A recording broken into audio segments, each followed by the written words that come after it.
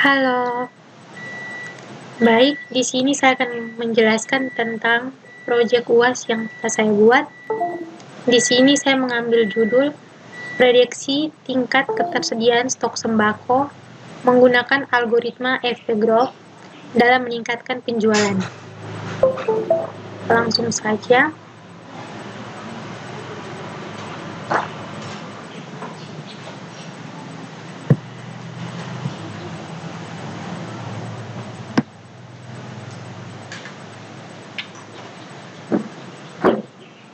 Maaf sebelumnya. Di sini nama saya Maria Angelina Inayari Langobelen dengan NIM 20110026. Langsung saja saya menjelaskan. Yang pertama adalah metodologi penelitian. Metode yang digunakan dalam penelitian ini adalah metode algoritma FP-Growth. FP-Growth adalah algoritma alternatif yang dapat digunakan untuk menentukan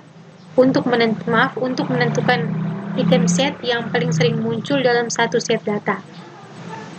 Algoritma FP-Growth sangat efisien untuk menentukan frekuensi pattern baik dalam data yang besar maupun kecil. Dibandingkan dengan algoritma a priori, algoritma FP-Growth lebih cepat karena algoritma FP-Growth tidak perlu melakukan iterasi secara berulang seperti algoritma a priori yang membutuhkan waktu yang cukup lama. Dapat dilihat pada gambar 1 tahapan-tahapan yang dilakukan dalam algoritma FP-Growth. Oke. Di sini yang pertama ada dataset. Kemudian dari dataset ini kita menentukan minimum supportnya, kemudian menentukan header frequent item setnya, kemudian kita membuat FP3-nya, selanjutnya kita membuat conditional pattern base berdasarkan FP3, kemudian kita menentukan frequent item setnya. Oke, di sini algoritma FP-Growth merupakan salah satu algoritma yang paling klasik. Algoritma FP-Growth dapat menghindari generasi sejumlah kandidat set besar dan hanya perlu memindai database 2 kali dengan cepat menemukan item set yang sering muncul. Algoritma FP-Growth dibagi dalam 3 tugas utama, yaitu yang pertama, tahap pembangkitan conditional pattern base. Conditional pattern base merupakan sub-database yang berisi prefix, path, atau lintasan prefix, dan SUVI pattern atau pola akhiran. Pembangkitan conditional pattern base didapatkan melalui FP3 yang dapat dibangun sebelumnya. Yang kedua, di sini ada tahap pembangkitan conditional FP3. Pada tahap ini, support count dari setiap item pada setiap conditional pattern base dijumlahan. Lalu setiap item yang memiliki jumlah support count lebih besar atau sama dengan minimum support count akan dibangkitkan dengan conditional FP3. Yang ketiga, ada tahap pencarian frequent item setnya. Apabila conditional FP3 merupakan lintasan tunggal atau single path, maka didapatkan frequent item setnya dengan melakukan kombinasi item untuk setiap conditional FP3. Jika bukan lintasan tunggal, maka dilakukan pembagian FP-Growth secara rekursif. Oke, selanjutnya yang kedua, kita ke hasil dan pembahasannya. Data yang digunakan dalam penelitian ini adalah data transaksi penjualan mulai bulan Februari, Maret, April, dan Mei 2020. Dengan membatasi 11 jenis barang yang paling banyak dibeli dan 10 data transaksi sebagai objek penelitian seperti pada tabel di bawah ini. Baik, di tabel ini ada 10 TID-nya dengan nama barang. Yang pertama, gula putih, minyak makan, tepung roti. Yang kedua ada minyak makan, mie lidi, kacang tanah, mihun. Kemudian yang ketiga ada gula putih, minyak makan, saus cap 2 ikan. Kemudian ada kacang tanah, deroiko, merica, ladaku. Kemudian yang keempat ada gula putih, saus cap 2 kaki ikan, pulut putih. Kemudian yang kelima ada gula putih, pulut putih, kacang tanah. Yang keenam ada saus cap 2 kaki dan mihun. Yang ketujuh ada gula putih, saus cap 2 kaki, dan ada tepung roti. Yang kedelapan ada gula putih, ada saus cap 2 kaki, cap 2 ikan, kemudian ada pulut putih, ada mihun. Kemudian yang ke-9 ada gula putih, minyak makan, kerupuk bola dunia, saus cap 2 ikan, mie lidi. Yang ke-10 ada gula putih, saus cap 2 ikan, kacang tanah, tepung roti. Oke, dari tabel di atas, kemudian kita memberikan kode pada setiap time-nya agar lebih mudah dalam melakukan proses data. Dapat dilihat pada tabel yang kedua ini, yaitu tabel pemberian kode pada setiap itemnya. Di sini yang pertama ada gula putih, di sini kodenya A. Kemudian yang kedua ada minyak makan, di sini kodenya B. Kemudian kerupuk bola dunia, di sini kodenya C. Saus cap 2 ikan, di sini kodenya D. Mie lidi, di sini kodenya E. Pulut putih kodenya F. Kacang tanah kodenya G. Mihun kodenya H. Royco kodenya I. Merica ladaku kodenya J, dan tepung roti kodenya K. Selanjutnya di sini kita lakukan filter sesuai dengan support count.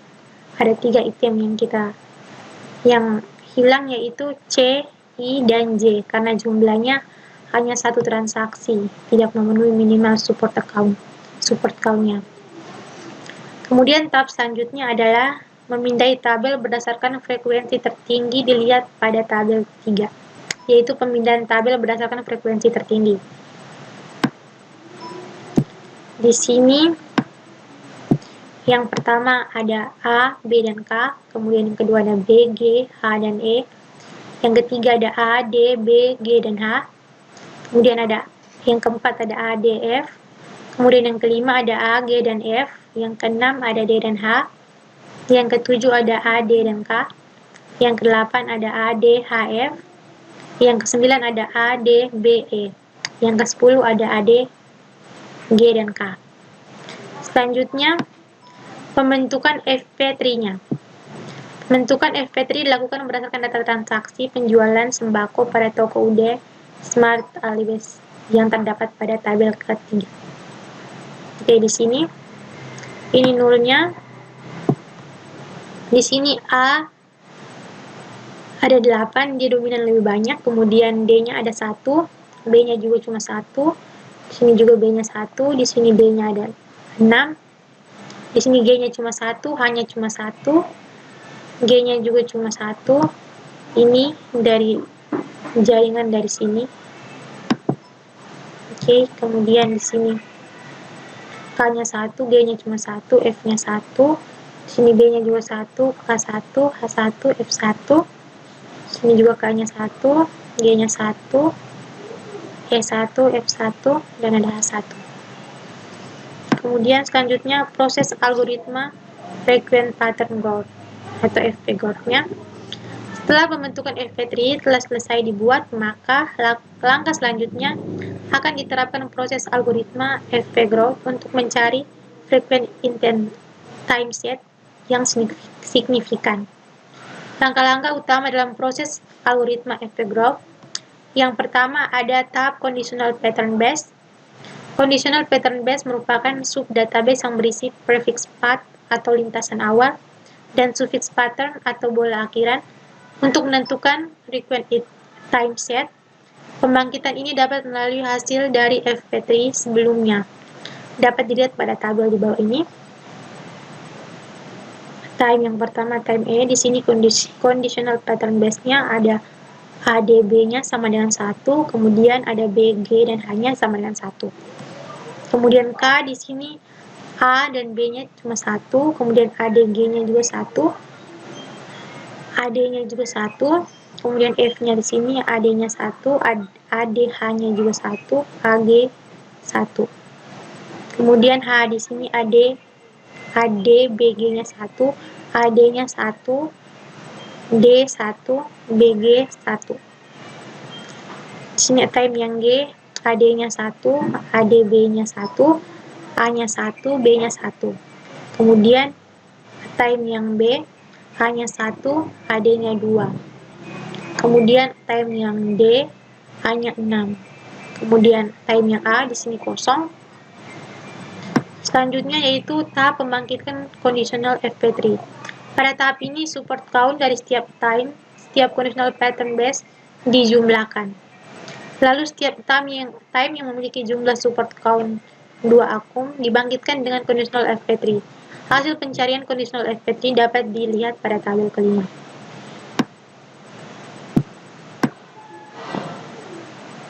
Oke, ini hasil conditional nya. Time E di sini B-nya 2, kemudian time K-nya A-nya 3, D-nya 2, time F-nya A-nya 3, D-nya 2, time H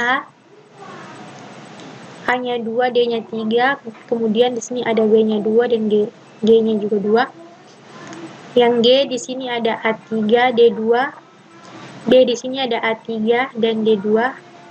Time yang D ada A6. Untuk A-nya kosong.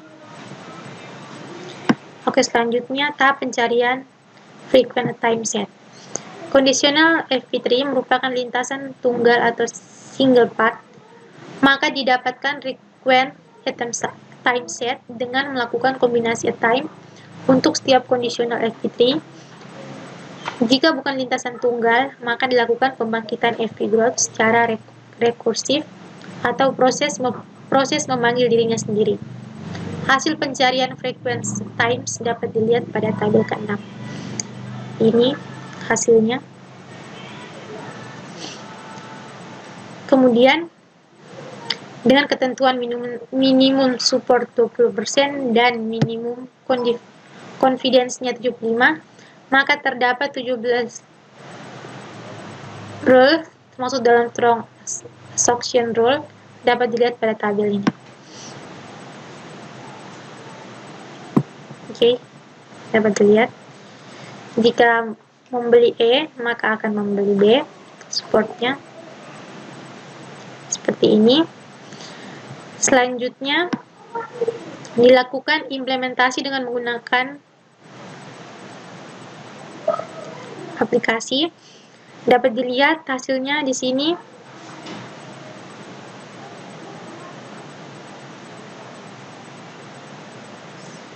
Ini hasilnya. Hasil yang sudah dihitung menggunakan rumus Excel. Di sini yang pertama ada gula putih, konklusinya saus cap 2 kaki, supportnya di sini 60% dan confidence-nya 75%. Di sini ada 15 jenis. Langsung saja saya jelaskan hasil assumption rule.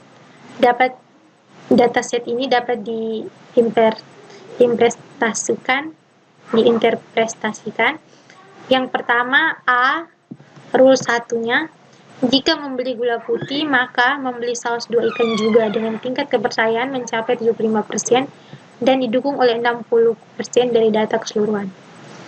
Rule yang kedua di sini, jika membeli saus cap 2 ikan, maka membeli gula putih juga dengan tingkat kepercayaan mencapai 86%. Kemudian, dan didukung oleh 60% data keseluruhan. C, rule ketiga, jika membeli kacang roti, maka membeli gula putih juga dengan tingkat kepercayaan mencapai 75% dan didukung oleh 30% data keseluruhan.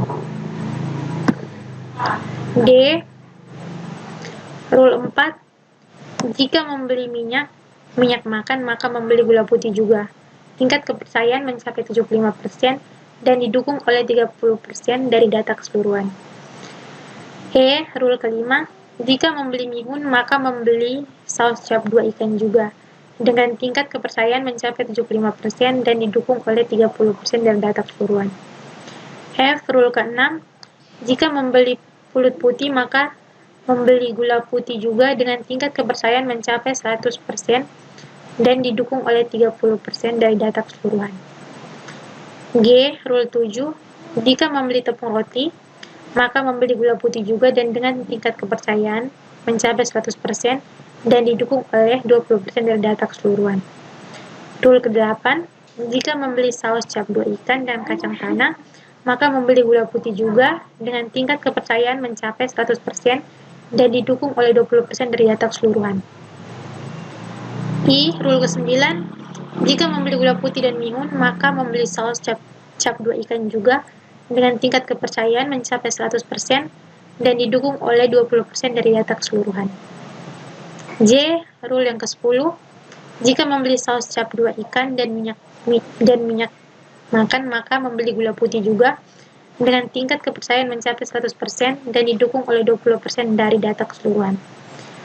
Rule yang ke-11, jika membeli saus cap 2 ikan dan pulut putih, maka membeli gula putih juga dengan tingkat kepercayaan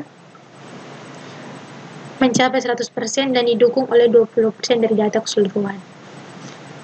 Rule yang ke-12, jika membeli saus cap 2 ikan dengan tepung roti, maka membeli gula putih juga dengan tingkat kepercayaan mencapai 100% dan didukung oleh 20% dari data keseluruhan.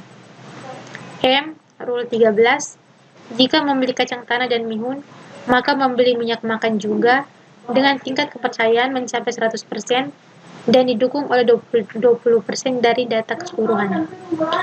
Rule yang ke-14, jika membeli kacang tanah dan minyak makan, maka membeli mihun juga dengan tingkat kepercayaan mencapai 100% dan didukung oleh 20% dari data keseluruhan. Rule yang ke-15, jika membeli mihun dan minyak makan, maka akan membeli kacang tanah juga dengan tingkat kepercayaan mencapai 100% dan didukung oleh 20% dari data keseluruhan. Oke, yang ketiga kita masuk pada kesimpulannya. Dari penelitian yang dilakukan terhadap data transaksi penjualan, maka diperoleh 15 pola penjualan sembako yang dihitung secara manual dan ada